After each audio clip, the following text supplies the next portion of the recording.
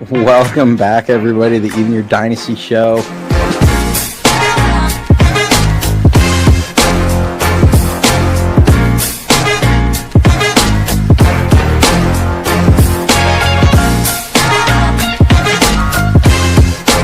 We just got breaking news in.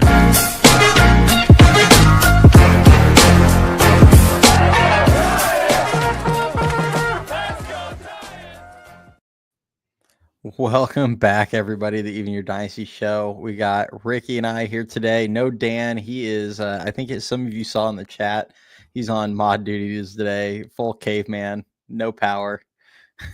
Huge. Cave maintenance day. Cave maintenance. That tracks. But what's up, everyone? How's everyone in the chat doing? Ricky, how you doing, man? Pretty good. Finally coming off a win, so that was nice. Last couple of nights were pretty rough. Yeah. We get to slightly tone back our anger today. I was fully prepared to be doing this live, coming off 5 straight losses for about 6 innings. And at least they squeaked one out, because otherwise this would have been, even with the Devers stuff happening, all the good vibes there. No one wants to go live after 5 straight losses. That just sucks. So really grateful that they pulled this one out today, even if it was, bit ugly. The offense, as you guys can all see in the title there, the offense is still kind of non-existent. I don't think any of us can expect Rafael Devers to just work a miracle and turn this into like a top 10 offense or anything. But it's been quite a struggle for a while now. Yep. I don't know. At some point, it just seems like we keep saying over and over and over, something's got to give, and nothing seems to change. It's just, yeah. I have noticed the last, I'd say, probably 2 nights on X, there's been a huge wave of people that went from Casey Schmidt sucks, he shouldn't be in the big leagues, he needs to get off the roster, he's the worst player ever, to quickly saying maybe he should be the second baseman. Something us two and Dan have been saying for quite some time now. Maybe next week on the live show, I'll go dig it up and I'll roll the tape from our bold predictions earlier in the year. And I'm pretty confident one of my predictions was at some point, Casey Schmidt will be the starting second baseman over Tyler Fitzgerald. And I didn't say it was due to injury. I said over Tyler Fitzgerald. So yeah, we'll wait till that actually comes to fruition. But hopefully. So today, everybody, we're going to talk a bit about the offense. We don't actually have like any specific topics really just like lined up. So definitely shoot some comments, questions, whatever into the chats. We're happy to try and get to as much as we can. Anything you guys really want us to talk about, we'll jump in. But, we covered a lot on the Rafael Devers live show a couple of days ago. So anybody that didn't see that, go check that out. So we don't really want to just rehash all the Devers stuff. But we'll definitely, answer whatever questions you guys want or topics or anything that you guys want us to talk about. Also, Anthony mentioned Ricky Good interviews. For those of you that haven't seen, I've only posted 2 of them. We've got 2 more that are going to be coming. They're a little like, I think the longest one is going to be like 5 or 6 minutes, but they're all like 3 to 6 minutes long. We've dropped a couple of them, one with Robert Hipwell, one with Jacob Bresnahan down in San Jose. Dan and Ricky were down at the game last weekend, and they caught up with a couple different players down there. So you're going to see a few more of them get dropped, and a few have already been dropped. So make sure you check those out. Really good stuff. It's just fun to hear for a couple minutes from some of these guys. A lot of these guys we're going to hopefully get in the future in the off season. I know, especially Hipwell and Bresnahan. I feel like we might be able to get those guys for like longer form ones where we can do a live show and everyone can kind of interact with them a bit. But yeah, it's still a nice little peek under the hood, so to speak. Yeah, for sure. It was really cool getting to meet all those guys, and there should be a handful more that we can be getting in the future. Hopefully, Dan and I can get back down to another game and then knock a few more out, maybe even do some different kind of questions for some guys, but just getting a different batch of players down there. There's a lot of really fun guys on that team. If anybody doesn't know, they just clinched being the first half champs down in the California League, the league that San Jose plays in currently. So they're having a really good season. Lots of good talent down there for sure. Rob, we'll do our best. we want Bo too. I can tell you that much. But yeah, there's a few more names here. Dan mentioned some of those people would be interesting. For anybody that I will say this, I don't know how many people watching this tonight really enjoy watching, minor leagues or anything like that. I know Ricky and I have a pretty big passion for it. I know Dan's really loving watching those guys in San Jose, but I would say don't even bother with Richmond unless you want to watch the Rockies of the minor leagues. But the San Jose Giants are a really fun watch, and they're doing a lot of really good stuff. And there's a lot of exciting players. Cat's going to play a visit today, but there's a lot of exciting players in San Jose. Lots of speed, lots of power, some pretty solid hit tools. Some guys like Maui Ahuna, Dakota Jordan that play great defense. Catcher, is it Gonzalez? Because now that Kavanaugh moved up, is it Gonzalez that's been catching down there? They have like 3 different guys that have been kind of mixing it up down there. They called up one guy from the ACL, Nomar Diaz. They have Gonzalez, who was their catcher draft pick late in last year's draft out of the University of Georgia. And then they have another guy as well that was an international signing. So, yeah.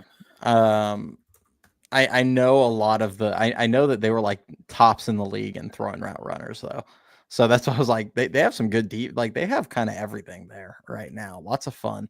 And yes, Anthony, I agree. The sometimes Joe Rizzo's on there. He's not terrible, but I feel like you often get the road announcers, so sometimes it's not the greatest quality.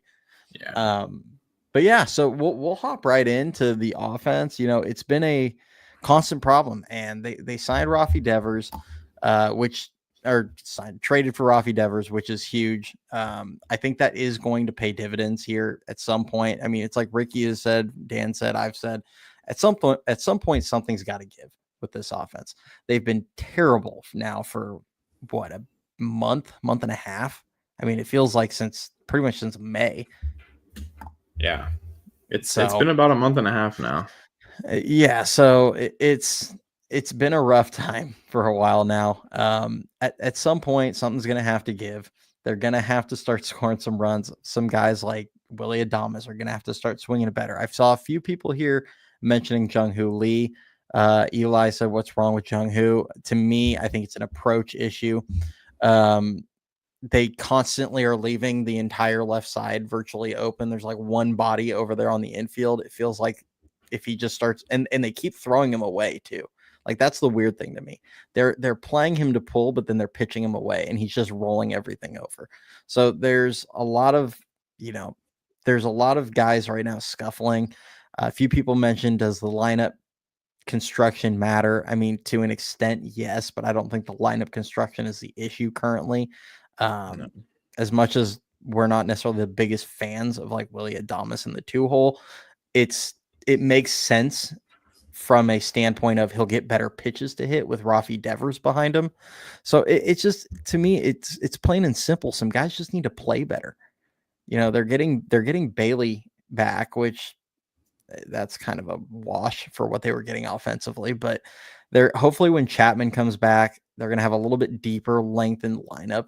And at some point, like guys just need to start pulling their weight. Like they need to start playing like their career averages and what they've done historically, because what they're doing right now is it's not working, plain and simple.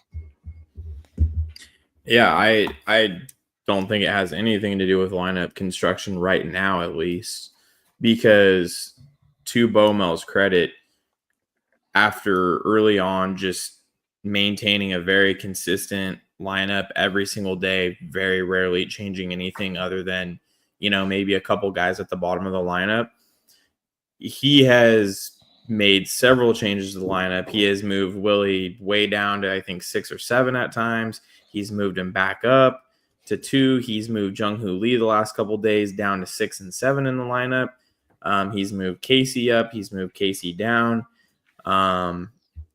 He's moved Fitz up a couple spots. He's had him hit 9th. He's had Ramos go from 1 to 5 or 6, back up to 3, back up to leadoff. You can go on and on with all the different changes he's tried to make to the lineup, and it's made zero difference. So, you can't really blame him on that. Guys just plain and simple have to come up with a better plan.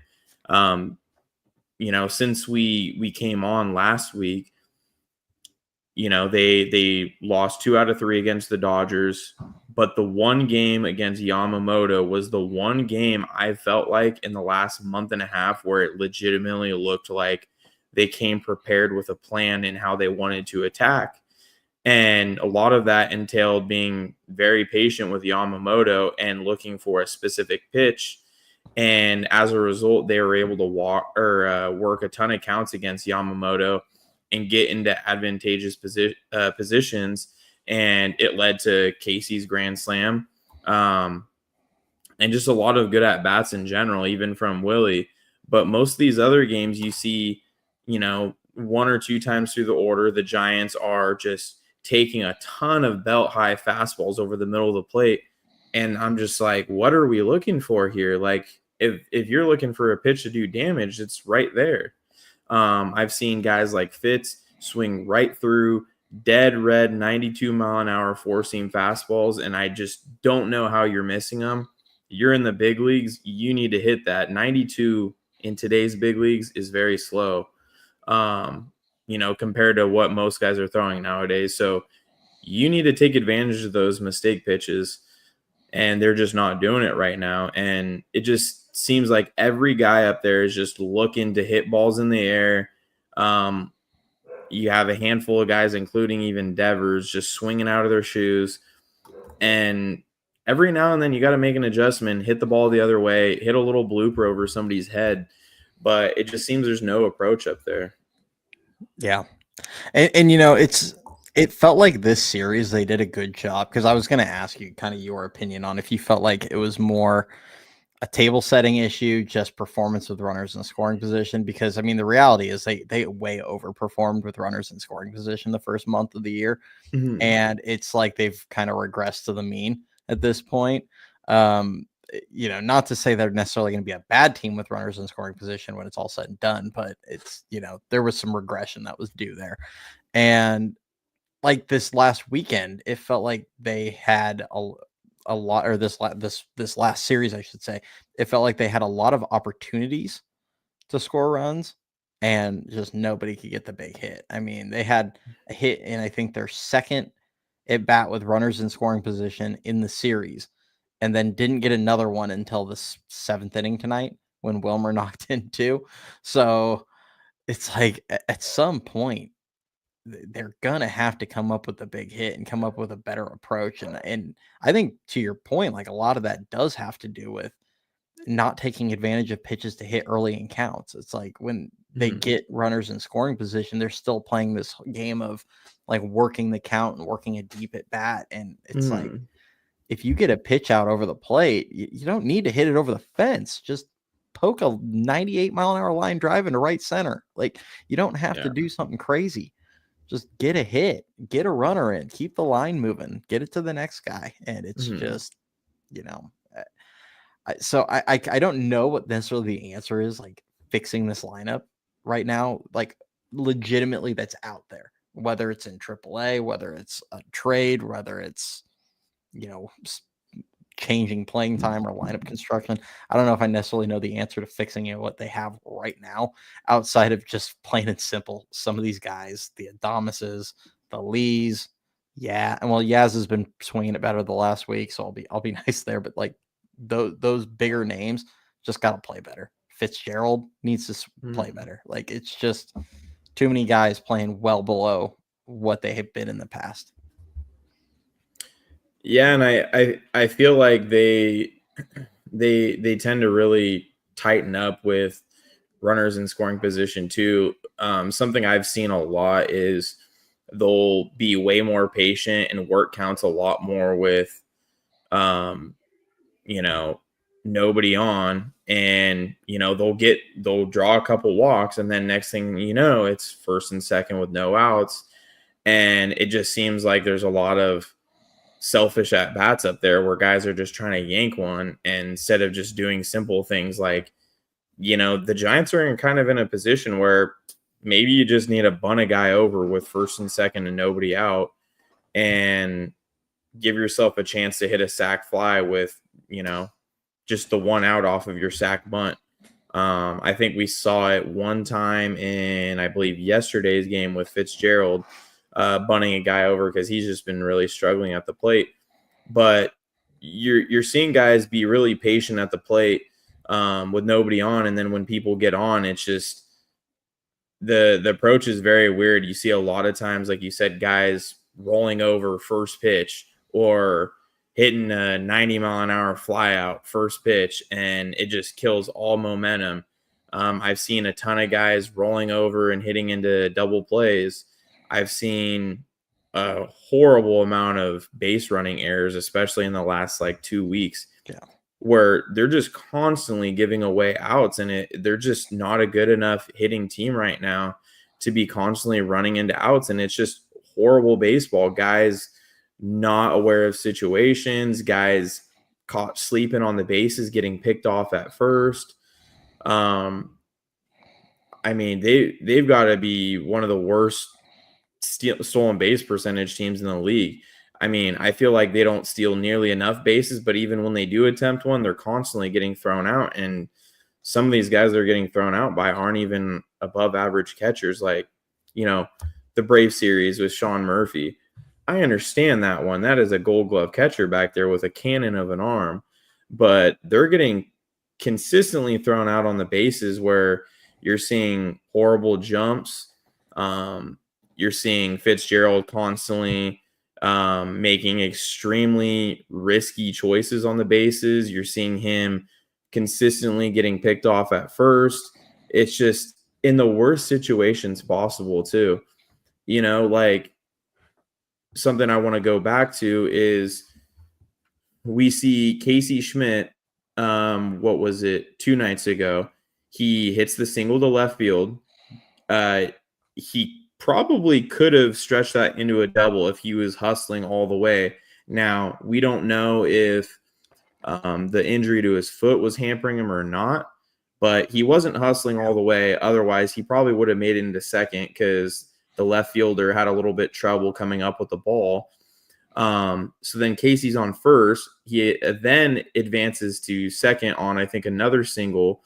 And then what happens is there's a hard hit line drive by Wilmer Flores, and Quan backpicks Schmidt at second base because Schmidt's just not aware that that ball probably wasn't getting down with how hard it was hit at Quan, and was way too far off the bag, doesn't get back in time, and then it's double play, momentum completely killed. And that was the night when they had, I think, 13 opportunities with runners in scoring position, and like the one that they had, I think was Devers' RBI double, if I'm not mistaken.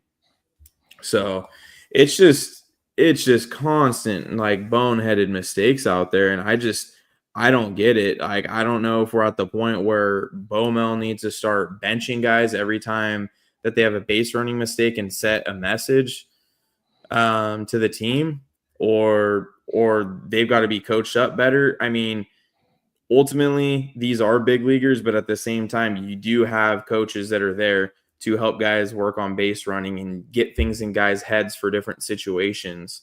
Things just have to change. You just can't have this all season long. 100%. And I mean, I've always said in regards to coaching, like, you're either fixing the problem or you're allowing it to happen. And this has been allowed to happen for 2 years now. Like, it's just not getting better, and it's incredibly frustrating. I mean, to your point kind of about like the stolen base percentage. I mean, the league-wide stolen base success rate right now is 79.5%.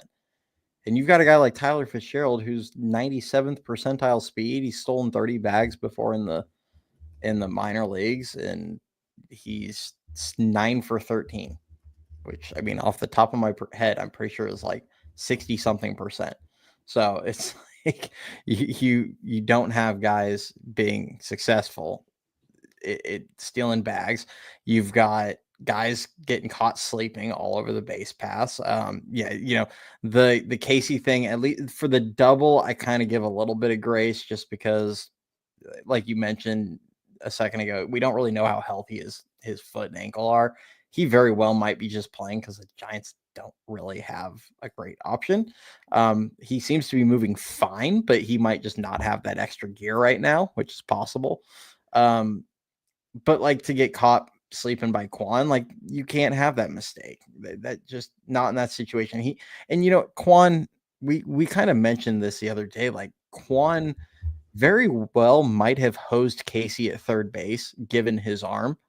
And if Casey would have been kind of hovering closer to second to, avoid getting backpicked, had that ball gotten down and Quan fielded it cleanly, he very well might have thrown Casey out at third base. He's got that good and accurate of an arm. But it's like a lack of understanding that the lesser of two evils is getting thrown out at third rather than getting backpicked on a double play. Like it's just the lack of awareness there. And then, Fitz has made a ton of the air, of these mental errors. And those are the ones that kill me, are the mental ones.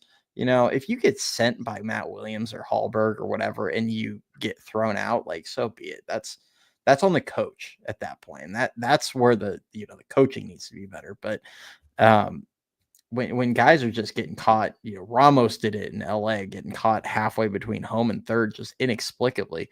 And it's just, they're constant. I mean, it feels like about 3 or 4 times a week, we're talking about the Giants getting somebody just running into and out somewhere. And it's not even like out of aggression. It's like out of sheer stupidity. Like it's not, if you're trying to spark the offense and you're getting thrown out because you're just trying to, make a guy make a play. Had they made Leaf go on that ball that Dom Smith hit off Clase in the 9th couple nights ago, if they had Lee go, might he have been out? Does Hedges feel that differently if he sees the runner coming down the line? Yeah, probably. But you still could have forced him to like field the ball and get the tag down, which I know Ricky's brought this up a bunch. We've seen Bailey miss that exact play, who's the Gold Glove winner, a lot of times. There are things they could do, but they're not even like running into outs in those situations. They're just getting caught with their pants down halfway between two bags. And that's just inexcusable at that point. So Ricky's right. Something needs to be addressed. Something, whether it's via the coaching, whether it's somebody's going to need to ride pine for a day after making a mistake like that. I give a little more grace to Casey, and this is not me trying to be biased on Casey, but really that's truly his first like mental error on the base pass this season. So hopefully he learns from it, doesn't do it again. Guys like Ramos and Fitzgerald, though, who have been running into outs left and right this season, it's been really frustrating. So something interesting I was just looking up. So I just filtered out some MLB wide team ranks over the last 30 days, and the Giants are actually at the top of the league in their third or tied for second in all of the MLB in total walks this month or the last 30 days. So they're getting on base a ton via walk. However, they are literally dead last, to a surprise of nobody, in runs scored over the last 30 days. And then in hits, the Giants are dead last. So that tells me right there, you guys need to be way more damn aggressive at the plate. You guys are not swinging the bat nearly enough. The walks are cool. Early on, they weren't getting a ton of them.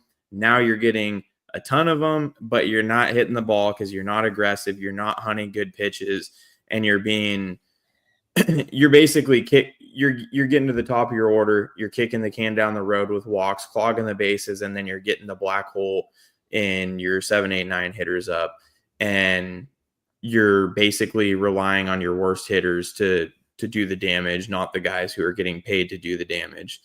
So to me, that tells me all I need to know right there. You guys need to swing the damn bat and start being aggressive with guys on base, plain and simple, because that is insane that you have the most walks in the entire league and you have the least amount of runs scored. That just doesn't add up.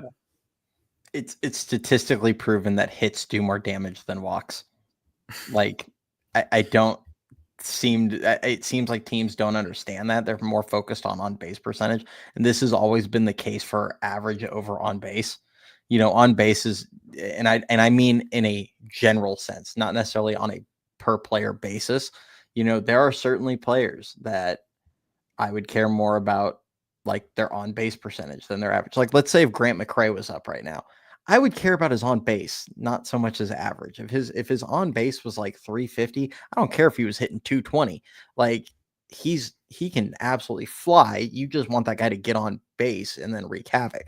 Like, that's what you want out of that guy. But in general, give me guys that are going to hit, especially in the middle of your order. Like, I don't care if Willie Adames is drawing walks at a 10% rate. I want that guy hitting at least 240, 250 and hitting the crap out of the ball. Like, that's what we need out of him. So it's just, it's very frustrating watching the approach. It's like, you can tell they have a little bit more focus on putting the ball in play. I feel like their strikeout rate is down a bit this season. And it's definitely, I've noticed it in the minor leagues. I'd have to like go on a player by player basis, but it feels like the strikeout rate's a little bit down this season, but it's still a lot of the same stuff of like working deep in counts, drawing walks, not taking advantage of good pitches to hit. And, it's frustrating. And I don't know if this falls on Burrell. I don't know if it's a team-wide philosophical thing that didn't necessarily come from Burrell, but it's just like, they maintain some of that analytical approach under Farhan. I don't know if it's still the residuals from Farhan's regime, because we all know, like, it doesn't just change overnight. It takes time. So, I don't know what specifically is to blame for this, but it's definitely something that needs to get fixed at some point soon. I mean, me personally, I have a little bit stronger feelings on it, but I think something needs to be done with Burrell. I don't understand how we're watching the same game replayed over and over and over for about a month and a half now. Over the last 30 games, the Giants are averaging 2.93 runs per game, the worst in the league. I was just looking at some other numbers. The Giants have the fourth lowest batting average on balls in play over the last month. The Giants are also, I believe it was, fourth lowest amount of doubles in the league. Where is it here? Okay, about fifth lowest in doubles in the entire league over the last 30 days. And then for home runs, they're fourth lowest as well. So they're just plain and simple not being aggressive enough. And they've almost pretty much reverted to exactly what I complained about with the team last season, where they become pretty much a station-to-station boring offense where they're relying on, say 2-3 hits and or 1 or 2 walks in an inning just to score one single run, because they're not moving guys over. They're not getting extra base hits. They're hitting for zero power. And basically with the way they're going on right now, they're basically needing to get like 2 to 3 walks in an inning to do anything at all, because the hits have been so staggered over the last month plus. So at some point, when do we change the approach? Because you are not seeing anything different out of the hitters, or at least I'm not. I haven't seen anything change at all. At some point, a big change needs to be made. And I know people will counter with, oh, well, they just got Rafael Devers. That is not what I'm talking about. I'm not talking about bringing one-star player. That is a great move. But you know what? Pat Burrell doesn't get credit for that. What he gets credit for is doing his job and getting the most out of this lineup. Now, for anybody that disagrees, I would ask you, name one player in the Giants lineup who has overachieved or been better than what they've been in the past under Pat Burrell this season. There is not a single player you can tell me that has been better. I mean, I think Ramos is the only one that's I been think, better than last season. yeah, I would honestly say he's kind of what I expect him to be. Maybe, Yeah. you see Ramos going on a little bit of an upward trajectory Yeah. as a younger player who kind of came out of nowhere last year back in, I think, May. But other than that, I mean, who are we seeing that's really improving under Burrell? Who has a good approach up there? Who looks confident up there? And like you said, you're not even seeing strikeouts become an issue this year. It really hasn't been at all. It's not strikeouts. Another stat I was looking at over the last 30 days, not super high, but they're 12th in the league in groundouts. So that could definitely lead to, a lot of these double plays they're grounding out into that are just completely killing rallies. It's just something's got to change. I don't know if it's bringing in a new second baseman or a new right fielder to continue to improve this lineup or making a coaching change. Like, there needs to be some kind of wake up call. This isn't just a, 3/4 of the way into June, June swoon type situation. This has been going on since, I would argue, early May. It has been when the struggles have started. Yeah, absolutely. And, kind of as you brought up Burrell as being, a potential issue, and I don't disagree. I'm very interested to see if Posey, because he likes Burrell, obviously. Very intrigued to see if Posey, if this team starts to slip a little bit. I think that we're going to be hard pressed to see them make a big change if they're 8, 12, whatever games over 500. If they start winning a bit again, I think it's going to be hard pressed to see them make a change. But if this team slips back towards 500-ish, like, I feel like their roster is good enough that they should not be slipping back down to 500 at this point. We've seen enough that their pitching can be really good, that and it's remained good. I mean, even in these games they've lost, they've thrown the ball well. I mean, Verlander didn't throw the ball great yesterday, but they still only gave up 4 on the game. The day before, they gave up 3 runs and lost. I mean, Robbie Ray was solid in that game. He gave them a quality start. Against the Dodgers, I kind of throw away the game where Sean Jelly had to start because they pulled Harrison 20 minutes before. But prior to that, the 2 days before, the Webb threw the ball really well. Root got lit up, is what it is. It's going to happen against LA sometimes. But all in all, like, the pitching has kept them in almost every single game. And just a decent offense. And this team would be just rolling right now.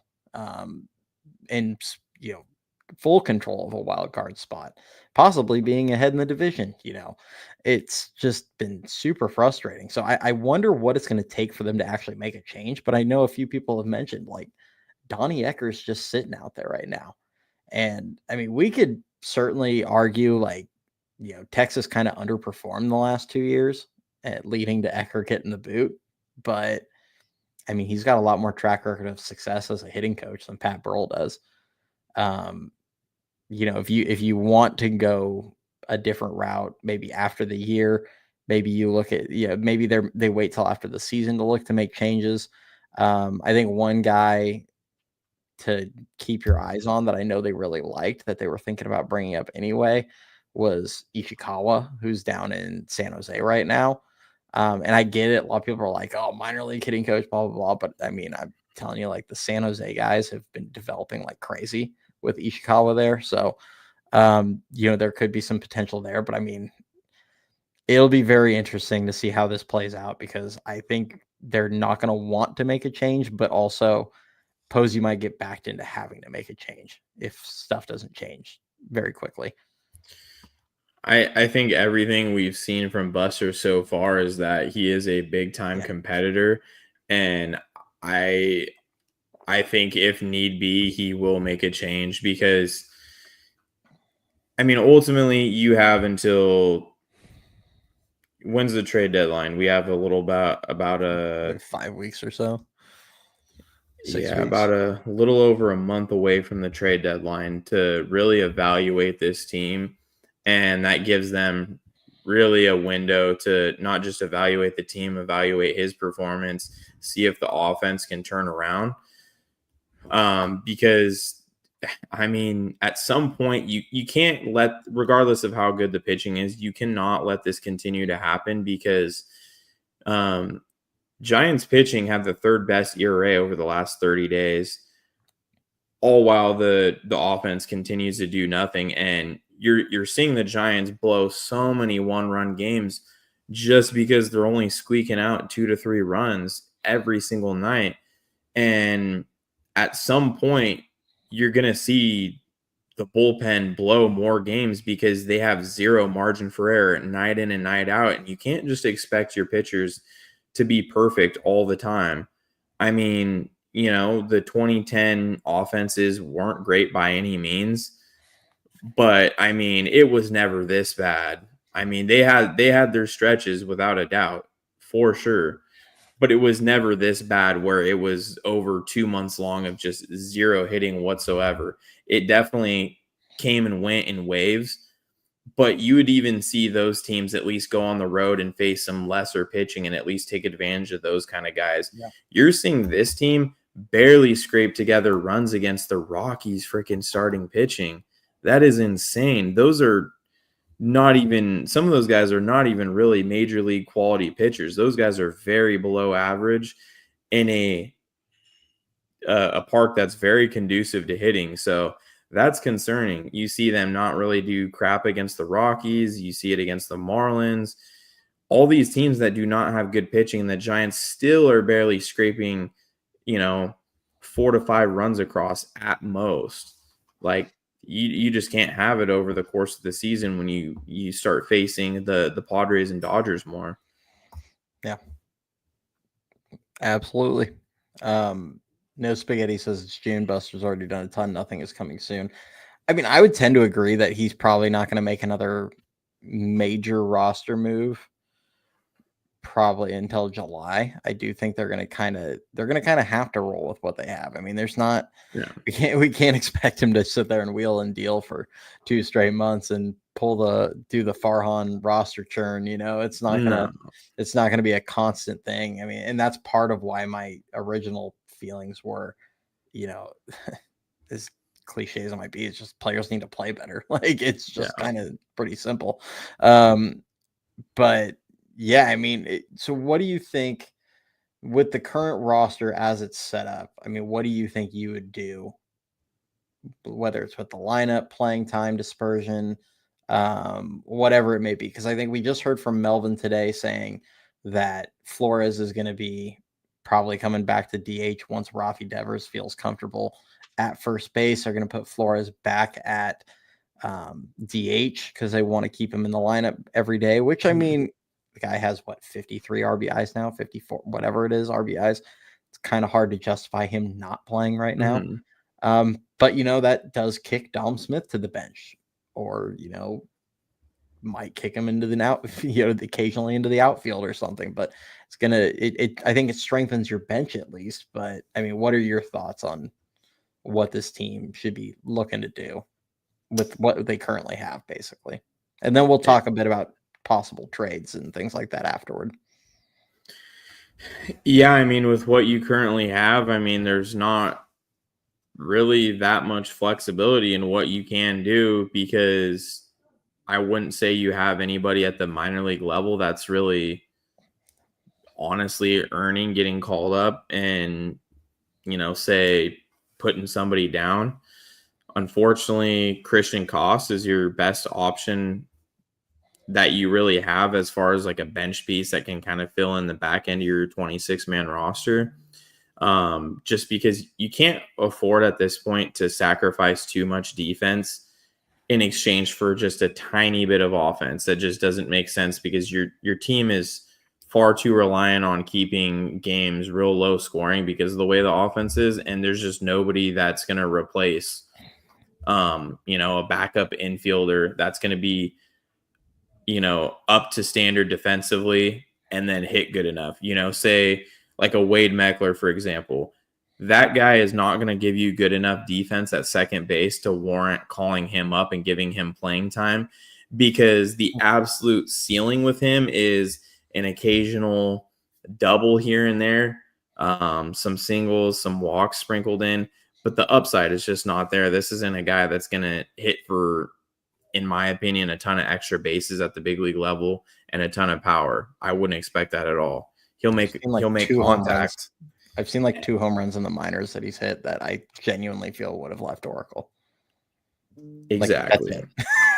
So you're maybe raising the floor of your lineup a tiny bit and sacrificing on defense a ton with bringing a guy like that in. And then, you have Chapman, who we still don't for sure know when he's coming back. You hope it's before the trade deadline, but I wouldn't bank on that at all. We just don't really know yet. And, you have to figure being out that long, you'd have to give him either some sort of rehab down in Sacramento, or you're going to have him, play through some simulated games at Oracle or with the team in general. So that's going to take time. That will absolutely help. That will almost be like getting a little bit of an addition at the trade deadline. But yeah, I mean, really the only thing you can do other than acquiring a player before the deadline, it's really just maybe throwing Casey at second base over Fitz when Chapman does come back, and maybe giving yourself a little extra offense there, and in my opinion, a little bit better defense as well. But other than that, I mean, you have a lot of solidified pieces. Bailey is back. He's going to be there, 2 out of every 3 games.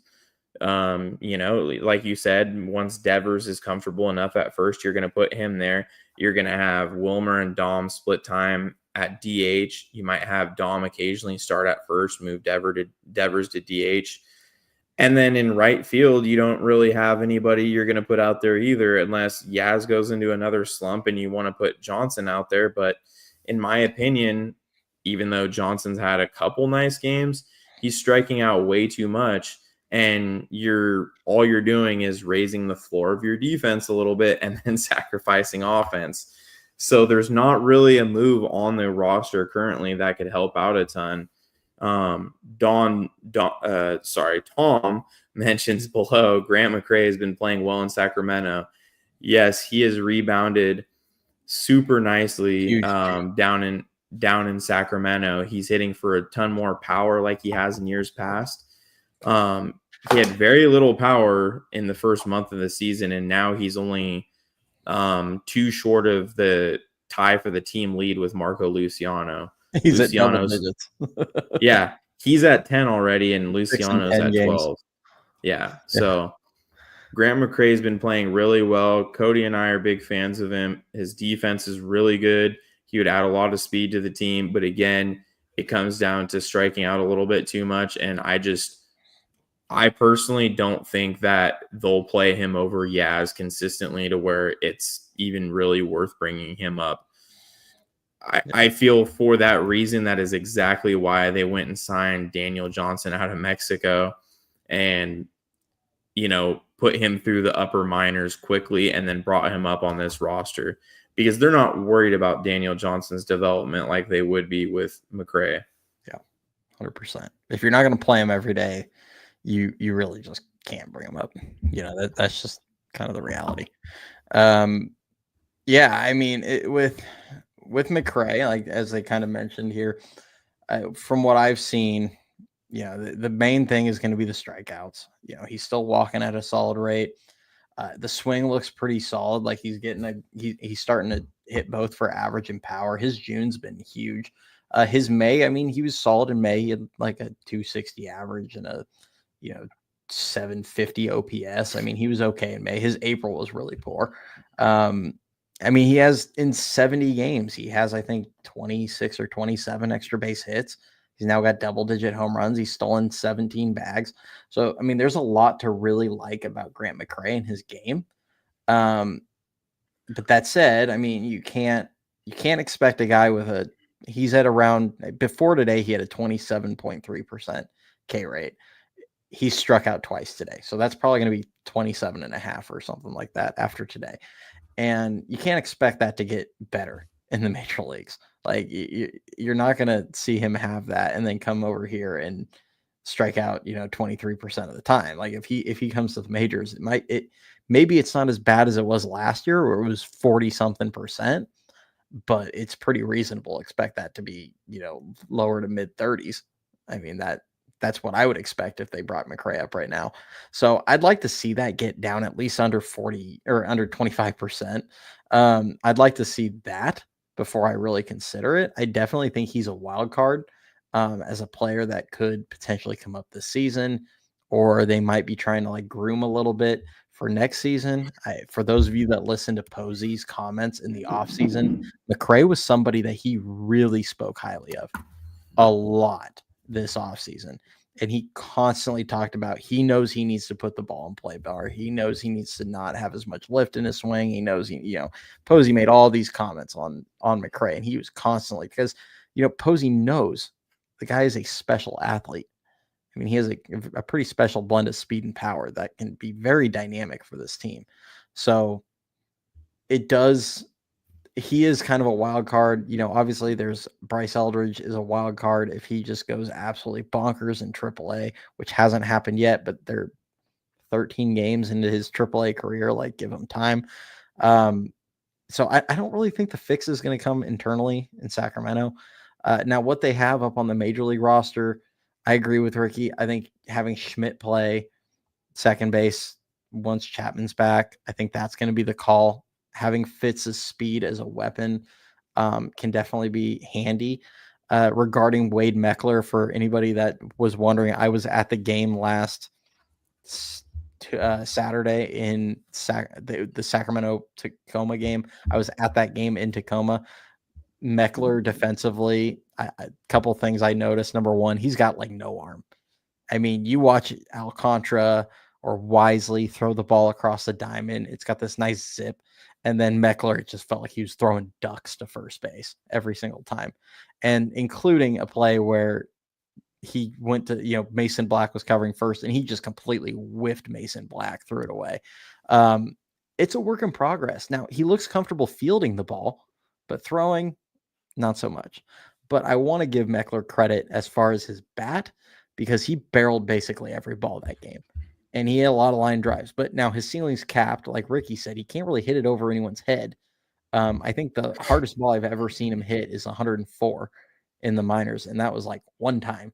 A lot of balls that go like 99, 98, 100, and sometimes they squeak out of one of those elevation AAA parks, but you're looking best case, you're looking at a ball maybe off the bricks in San Francisco, and his main thing is going to be having to be a line drive, line to line guy, which this team you could argue needs, but when he's not able to play defensively anywhere, you can't just put him out there. He's too big a liability. So I like Meckler as a bench piece, as a pinch hitter, pinch runner late in games, but he has got to be playable somewhere defensively, whether that's at second, outfield.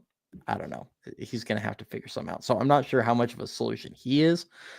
And then as far as, the rest of the lineup, I mean, it's a lot's going to be on Chapman, but I think that's going to bring us to the next point is kind of what we can expect this team to go look for via trade, because they might need to, they might need to go out there and find some way to upgrade. I mean, in my opinion, they at the bare minimum need to upgrade, whether it's a right-handed bat for the outfield, a right-handed side of the catcher platoon, something to, another bench piece. We brought up like Kiner Falefa the other day, Isaiah Kiner Falefa in Pittsburgh. He could be a good bench piece, utility guy, contingency if Casey, were to fall on his face here in the next 5 or 6 weeks. I think there are some places where they can look to upgrade a little bit, because at the bare minimum, this team's got to figure out how to hit left-handed pitching. I mean, it's an embarrassment what they do against lefties. I mean, the only person, and yeah, he had a bad at bat earlier in the game, but the only person I feel like who every time they play a soft pitching lefty, I basically can just go out and roll out the same prediction. I already did it once this year and it panned out. I could roll out the same prediction every time a soft tossing lefty goes out there. and then be like, the guy's going to give up 1 or 2 runs and it's going to come off a Ramos bomb because he's the only guy that hits them. Everybody else in this lineup just flails every time. And it's so frustrating. So I think that would be the big upgrade that's left for me, is go find some righties that can hit lefties to put on the bench. I almost wonder if they would be interested in Brian Reynolds at the deadline.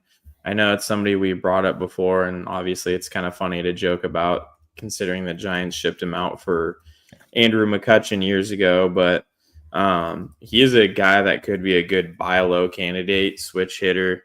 You're not getting, great product, or he's not putting out great production right now. But I do remember he got scorching hot in the middle of the summer last year, and it was very good.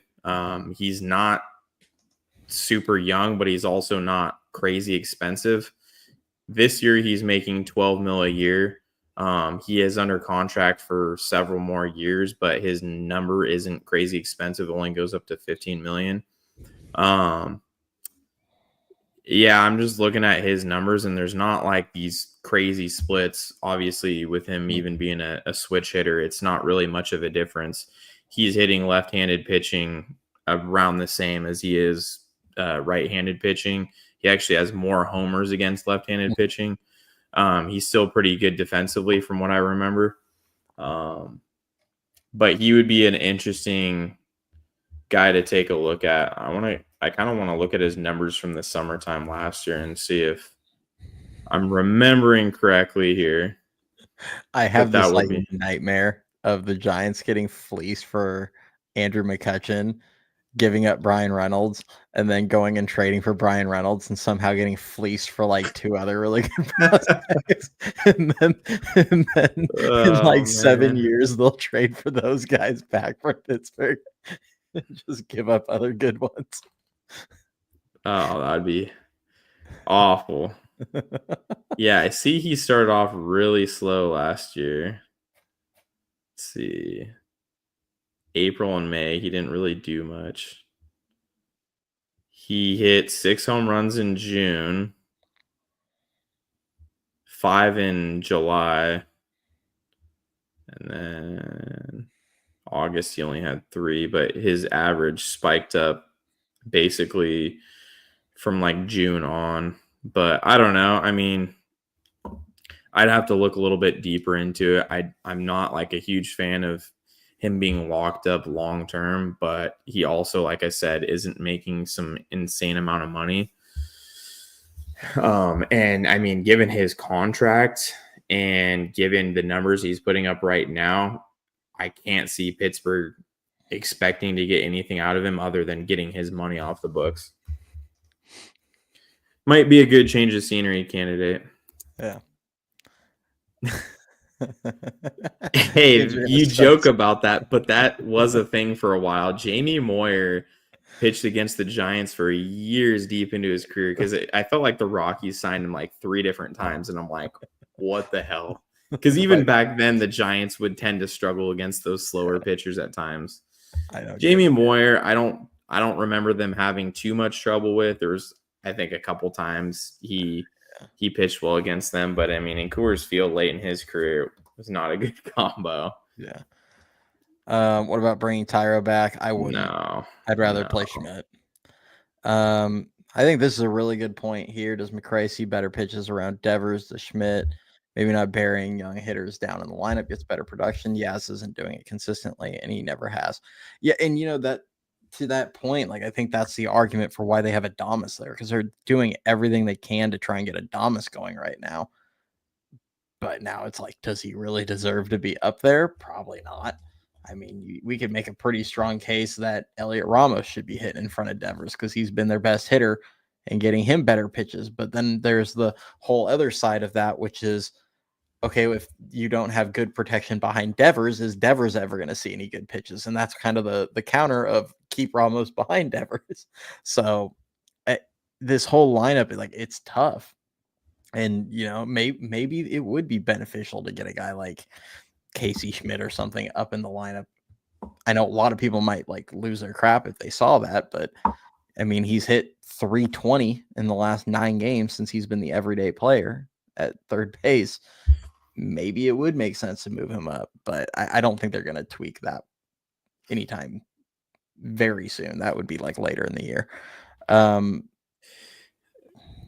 Yeah, I mean, it's worth considering. I mean, the roster construction so far hasn't been a huge difference maker.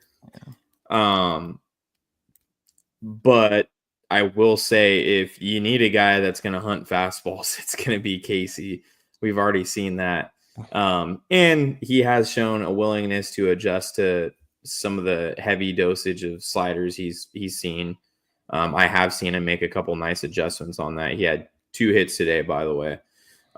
So against left-handed pitching, having Casey up there wouldn't be a bad idea, considering, I mean, has Adames really done anything different against left-handed pitching? It doesn't feel like it. Yeah. Been swinging the bat better as of late, but it doesn't feel like he's just dominating lefties or anything. Who's that? Adames?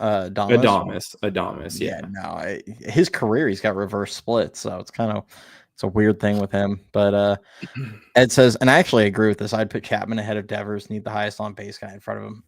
I mean, Chapman, if you look at his career, he's actually played better in the 2-hole. Like, that's been one of his better performing spots in the lineup. So yeah, I mean, I would probably, and he's not been a great runner, hitter with runners in scoring position. So I would probably prefer Ramos Adames kind of behind Devers right now. But yeah, I think that could be a good option for sure. Putting Chapman up ahead in the 2-hole.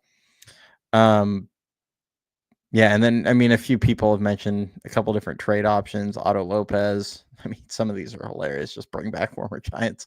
But like Otto Lopez, who's the switch hitter on the Marlins? I'm drawing a blank on his name off the top of my head.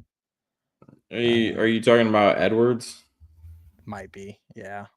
Bonte Hill. It sounds like somebody said Bonte Hill brought him up. Xavier Edwards, then, for sure. Yeah, I mean, oh, here he goes. Bonte mentioned the switch hitting second baseman on the Marlins.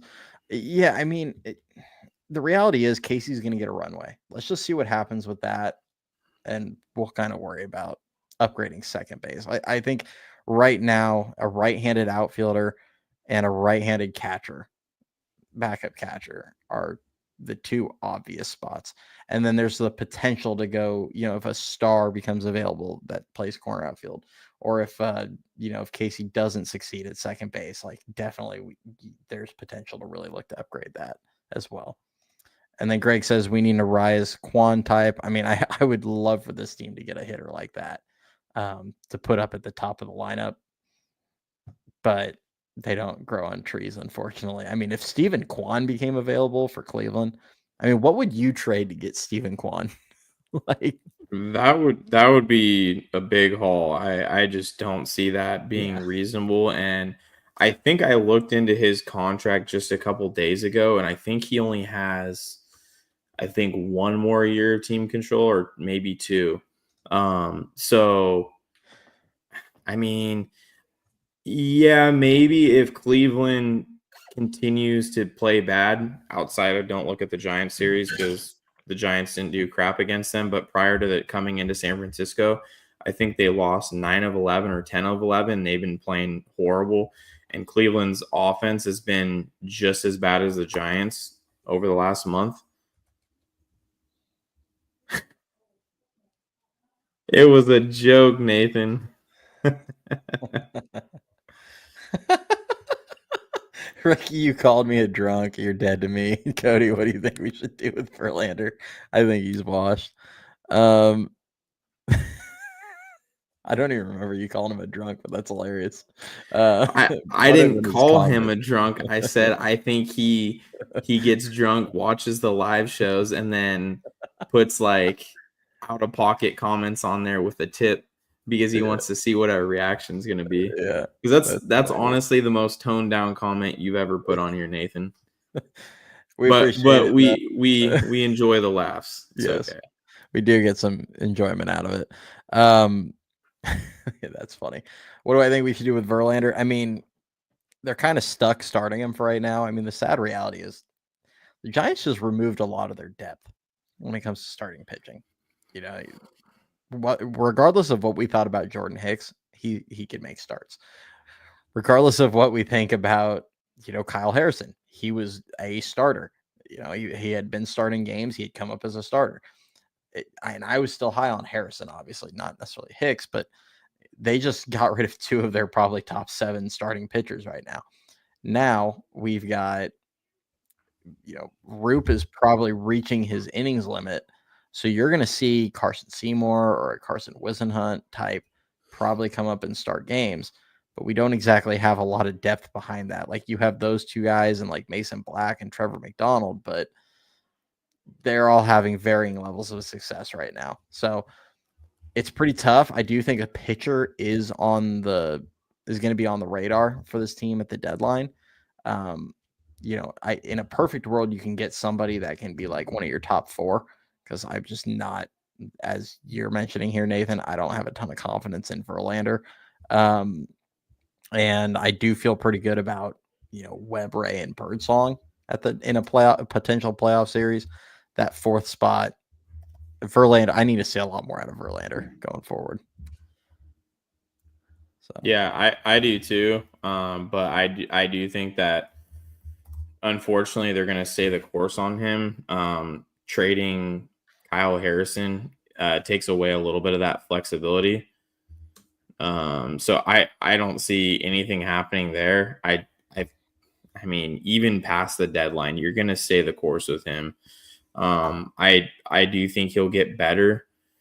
I wouldn't say his command was great, but his stuff is still fine. I don't have any issue with Verlander's stuff. Unfortunately, what nobody seems to be talking about for some reason is Fitzgerald's error in Verlander's start came with 2 outs and was what led to the 3-run homer being given up. And nobody was bashing Fitz for that like they have when Casey has made the same mistakes on defense.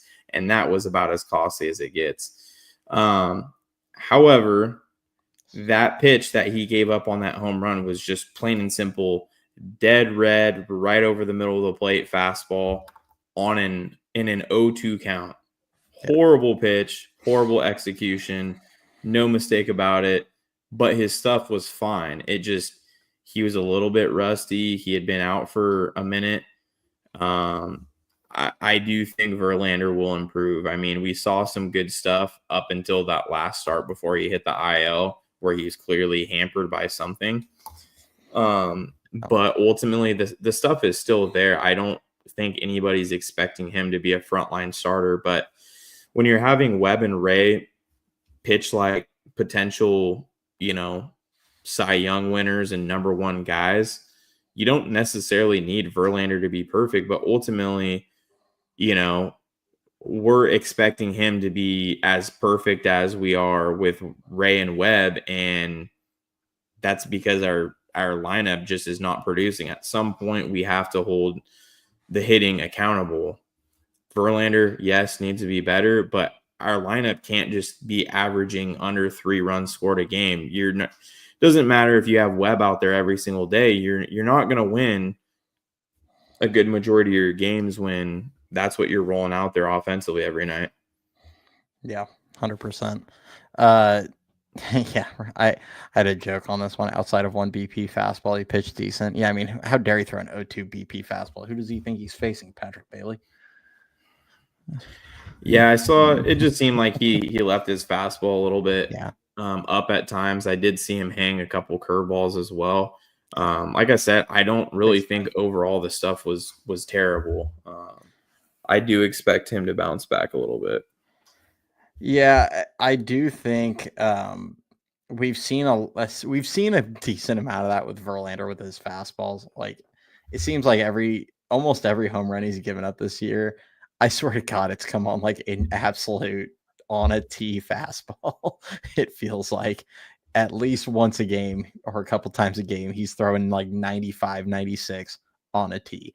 And I mean, someone might need to like pull him aside and say, hey, yo, you're not throwing 100 anymore. You can't just do that. But it's just something I've noticed. He likes to challenge guys, and he's gotten bit by it a few times. Cody is the giveaway takes to a game with Shard. Yeah, it's funny. What's up, Shardall? I haven't seen you in here in a while. Yeah, that's hilarious. I just noticed that he was in here hanging out. The giveaway, it is going to be there are two options, just so everyone knows. We're going to do the giveaway probably in like 10 minutes here. To be entered, all you have to do is be subscribed to the channel, drop a comment. You got to be subscribed to drop a comment anyway in YouTube. So if you're watching on Instagram or X and you want to get entered, jump over to YouTube. Make sure you hit the subscribe button. Hit the like while you're at it too, just to help with the growth here on this video. But and then you just have to shove a comment in the live chat. You have to still be in the live chat when we do the drawing, because otherwise it won't pull your comment. So we'll do the giveaway. It's going to be winner's choice. You can either get tickets to, it's going to be the July 30th game against Pittsburgh. It is a Wednesday day game. Just keep that in mind. But if you, should give you plenty of time to make arrangements as far as time if you want to do that. Or there's going to be a $30 MLB Shop credit for whatever you want to buy on there, and we'll send you a credit on that. So winner's choice, if you don't think you can make the day game, you can always get a little shop credit and put it towards some merch. But otherwise, we'll be doing the drawing here in a little bit. We're going to do we'll probably do a big giveaway when we reach 2,000, I'd imagine. So we're only about 220 something away from that, so we're coming in there, but we're moving up fast. Thank you Buster Posey and Rafael Devers for giving us a nice little mid-June boost on subscribers last week. But make sure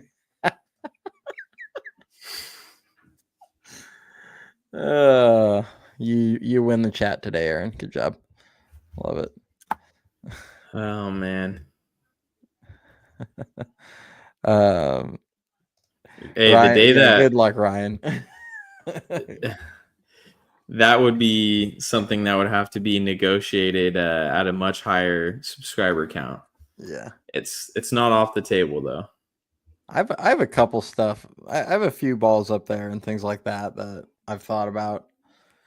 It's going to be a way higher number though. I have a signed Bruce Bochy ball that's up there that I don't know. That'll be like a 5,000 or 10,000 thing. I wouldn't do that now. I have a Luis Matos ball up there, but I can't give that away because that's my daughter's.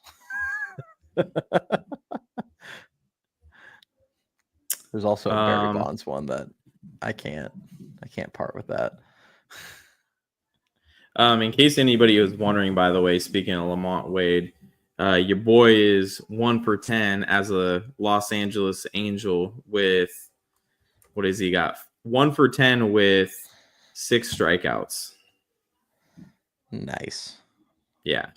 So, no hard feelings there. He's continuing to do what he did as a Giant. So, good for them on pulling the plug when they did. Yep. Absolutely. And Ryan will definitely keep up the minor league updates. And we are going to have a special. It's not going to be live. Hate to break that to everyone. It won't be a live one because we're going to be recording it probably in the morning because time constraints and trying to work out, timing on these things. But we're going to have a really fun guest next week. I don't know if the video will get dropped Tuesday. I know Ricky and I are going to be recording with him Tuesday. But we're going to have Roger Munter joining us next week. So big prospect guy. He's on the East Coast. He does a lot of covering a lot of Richmond. I feel awful for him covering Richmond right now, but he does. He has seen a lot of guys come through that, through the system there. He does a lot of coverage on all sorts of prospects on there. So we're going to kind of pick his brain a little bit next week. So if there's anybody you guys want us to ask about, drop a comment, send something to us, DM us in Instagram, Twitter, whatever, X, whatever. Reach out to us if you have anything in particular you want us to ask Roger. So that's going to be a fun one next week. Like I said, don't know what day because I'm still going to do the minor league update on Tuesday. And then I'll probably drop it, I don't know, probably Wednesday, if I had to guess. I'm going to be busy next week. You guys are going to see me on a bunch of different live shows. I can just tell you that right now. So we'll figure it out. That he does, Rob. And then Ryan says, what about San Jose in the playoffs if we start calling everyone up? As far as San Jose in the playoffs, they'll just play with whoever's there. I mean, last year in the playoffs, you saw guys like Jeremiah Jenkins, Xander Darby, Walker Martin, Jacob Christian. These are all guys that were contributing to that team in the playoff run and in the playoffs. So you're going to see whoever's there, whoever's on that roster. You might see guys that they draft this year. We might see guys that are in the complex league right now. You might see, some of the guys that are still there. I mean, I do think there are certain players that they're probably going to keep down there the whole year. But it's hard to know what that roster is going to look like because there's typically a lot of movement come the tail end of the year once the draft has happened and everything. Mm-hmm. Also, for those of you bringing up Walker Martin, he just hit a 2-run homer about 20 minutes ago for his 10th of the year. Bang. Yeah. Looks like San Jose is having another big night, 7-1. Hey, Tibbs had 2 hits today. I have not followed him at all since he left. He hat tricked his first day. That's all I know. Live show from a ball game. I don't know if the Wi-Fi at Oracle could handle that. We might have to do it like a minor league game. Oh, that'd be funny. Kind of curious what Walker Martin's. Okay, I have to share this because every time it's hilarious. You know it's coming.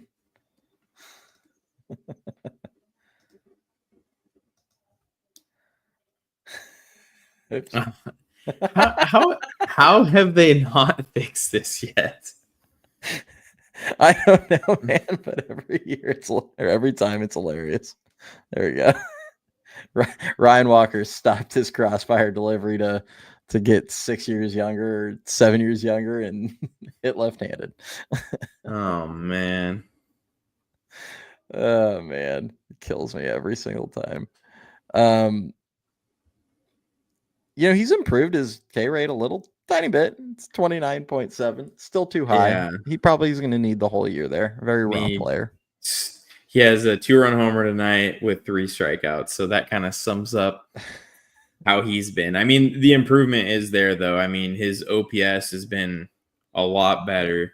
We're in the mid 700s right now, but I mean, already to have double-digit home runs, and we're not quite at the halfway point yet, or right around there. If he can hit 20 bombs this year, that would be a really nice season for him. Yeah, for sure. Monster beard for a 21-year-old. Yeah. When in reality, he's like totally baby-faced. Pete, I agree. We should take calls. It's not going to be tonight. I'm going to tell you that. We've got somebody staying at our house right now, so that's why we went a little bit earlier than normal. So that way I can get out of the guest room because, as you can see, the guest bed's over here. So I am. It's not going to be tonight. We're going to wrap this up after the giveaway. But I definitely feel like we're probably due for another call-in show. We did it once during the off season. It was a lot of fun. Definitely want to do it again. I think it'll be fun to do that, especially when Dan's here. We enjoyed chatting with you guys last time. So I don't know, maybe in like a couple weeks. Maybe even next week. I don't know. We'll figure it out. If we don't have any like hard set topics, I think maybe we'll just say forget it and just run a live show or a call-in show again. That was a ton of fun last time. So we'll definitely get one of those going again. Yeah, for sure. All right. Why don't we go ahead and I don't think we have a whole ton of topics left here. We kind of, there wasn't a whole bunch of storylines outside of the Devers stuff. And, like we mentioned before, we already kind of covered that on Sunday. So let's go ahead and just get the live show going. So I'll give you guys all about another 2 or 3 minutes or get the giveaway going. So I'm going to give you guys an extra 2 or 3 minutes. If you haven't commented already, haven't subscribed, haven't done that stuff, You got about 2 minutes to jump over here, do that, get in, get a comment in. That way you get entered. So we'll give that just a moment, and then we'll get that going. We'll start bringing this up. We've got the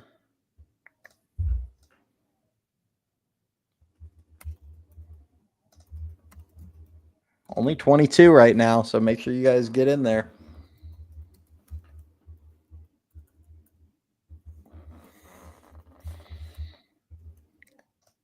It is there's 2 tickets to the game July 30th against Pittsburgh. If you decide you don't want the tickets, you can do a $30 MLB Shop credit instead. So it is a Wednesday night game, I believe. I think Ricky brought it up. Let me double check. Yeah, it is. Because Thursday, actually, trade deadline is exactly 6 weeks away. For anybody wondering. I know we kind of brought it up earlier. Where are we at?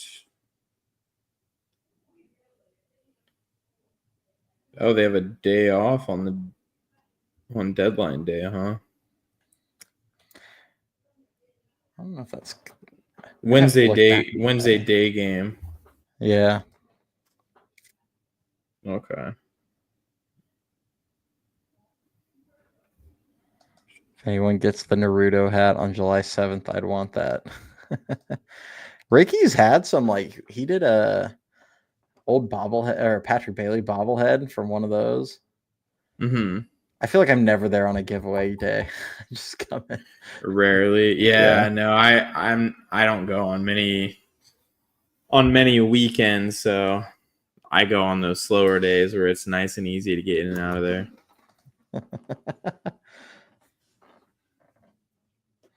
Yeah, guys, it's free Giants tickets.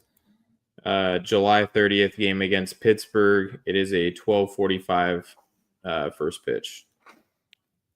Yep. But you've got almost 6 weeks to figure out your plans for that day. So. Yeah. Lots of time. Chappie and the dude in AAA going to bring some offense. If you're referring to Bryce Eldridge, I mean, that would be phenomenal. Mark, I can't take you off the list, but if somebody wins and they don't want the thing and they don't want it, just say it and we will redraw.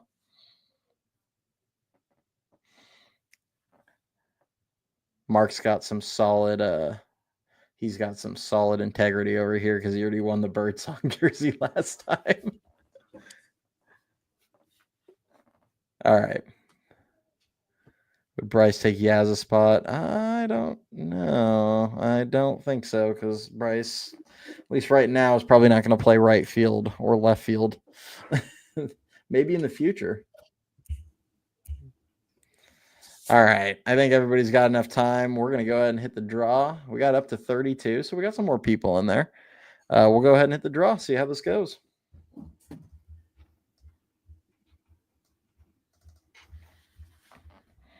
Watch Dan win. He's the one sending the damn stuff. That'd be funny.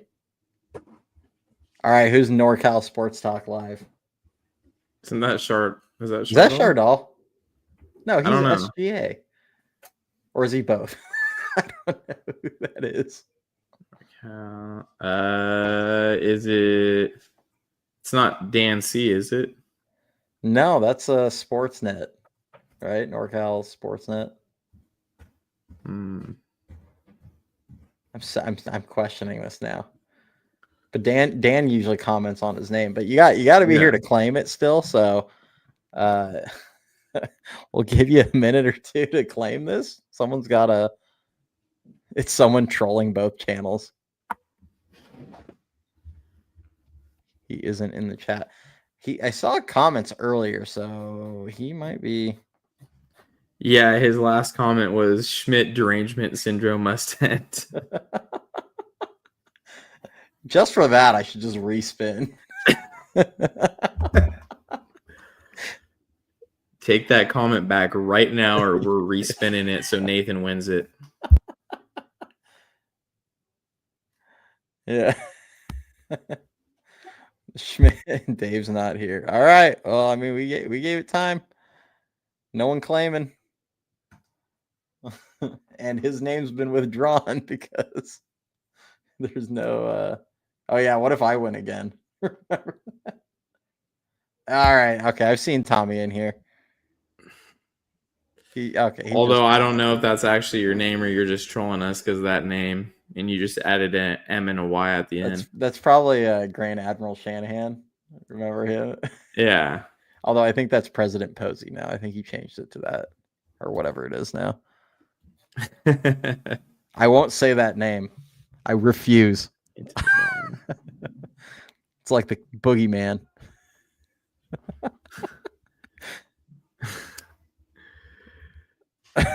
Trolling Eric. Was that last one? Would that last one have been Eric? No, his is Giant Sports Talk. I'm lost then. There's too many names that are similar. I don't know. There's too many damn shows. All right. Well, message Dan either on IG or on X. If you're not sure which one he is, just look for the pitchforks and torches on somebody's X account. That's probably going to be Dan because he likes to piss everyone off. So just type in Patrick Bailey and you'll probably get some golden tweets finding him if you're struggling. I'll say what I said before the season started. There is nobody on X with like 100 and something followers that gets more engagement than Dan for some reason. He just has everybody coming at him out of the woodworks all the time. That he is like inspired entire like Facebook groups, I'm pretty sure, of people that just all want to gang up on him every single time. It's so funny.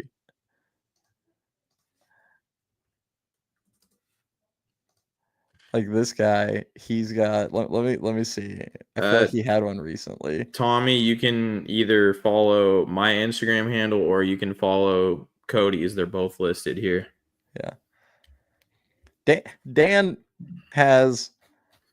Let's see. What is it? 175 followers, and the other day he posted a Giants lineup that got 1,000 likes. He made a comment about Farhan Zaidi and Posey after they signed or traded for Devers, and he got 811 likes. Like, I don't know how he gets so much engagement. Oh my god, this is hilarious. If I send you a tweet, you should post this on here so everybody can see what the Flying Squirrels bullpen did. Have you seen this post? Oh, the picture? Yeah. Let me find it. That's hilarious. I just saw it a minute ago. Hold on. For anybody that saw or that didn't, give us like 2 seconds here. I'm going to pull it up.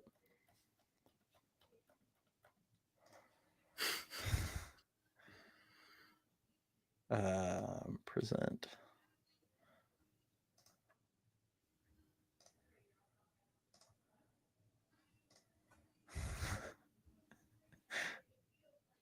Oh, it won't let me zoom in more. That's annoying. I taped this up.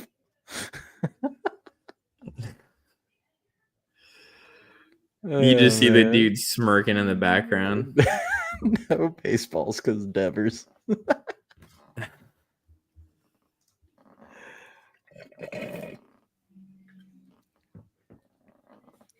That's hilarious.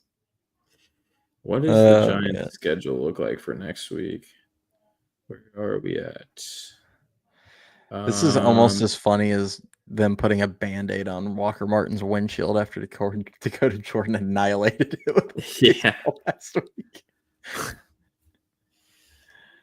Oh, man. We actually brought that up to, I think Hipwell was the one talking to us about that, and he was laughing. Awesome.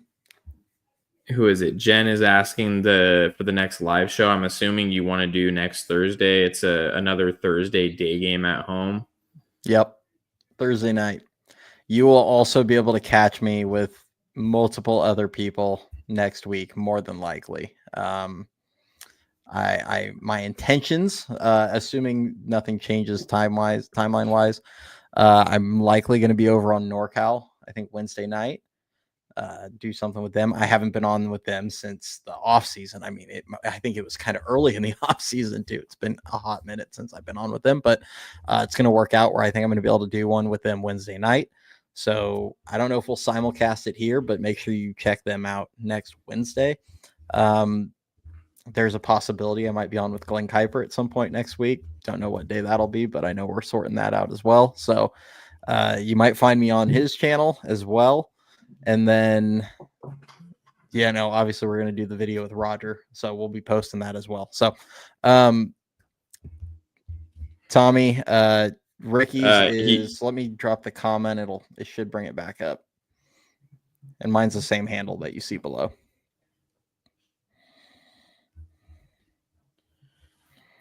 Yeah. Dakota's 4 for 5 tonight. Nice. Yeah, I want to get him on the show now this off season. That'd be a fun one. Dude's got just light tower power. All right. Tommy, you know what? Just to make sure we're on the same page here, if you're still on here, drop your IG handle in the comments just so we make sure we're sending the info over to the right person here. Yeah. Just in case somebody drops okay, I'm pretty sure I have you, but make sure you just drop your handle just so we can make sure.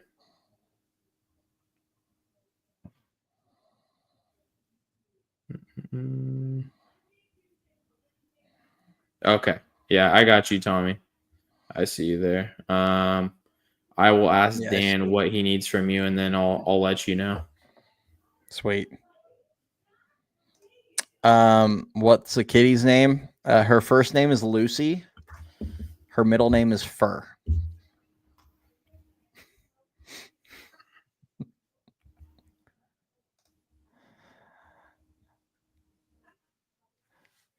All right. Perfect. All right. I think we now that we got that sorted out, I think we're good. Yeah, we'll definitely be on. So next week, keep an eye out. I'll try and keep everyone posted with the schedule. The minor league update will still definitely be Tuesday. Keep an eye out for the Roger Munter stuff. Keep your eye out for a couple more of these interviews. We've got Jacob Christian and Jeremiah Jenkins stop by. A couple guys that we already have full interviews with them on the channel, but they stop by to talk about their years and how it's gone for them so far and what their goals are for the rest of the way. So keep an eye on for those. If you haven't already checked out the ones with Jacob Bresnahan, Robert Hipwell, maybe after this video, after we turn this off in a minute, jump over, check those out. They're really brief videos, but cool to hear from them. A couple guys that we hopefully will talk to later in the off season.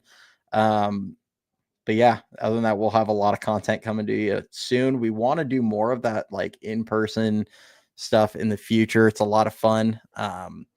I know a lot of these guys we talk to, we're building really great relationships with a lot of guys in San Jose. When they get up to Eugene, I know I'll definitely try and get down to some of those games, chat with them so we can try and bring more stuff to you guys. But yeah, other than that, appreciate all you guys jumping in here this week. Go Giants, and we'll catch you next week.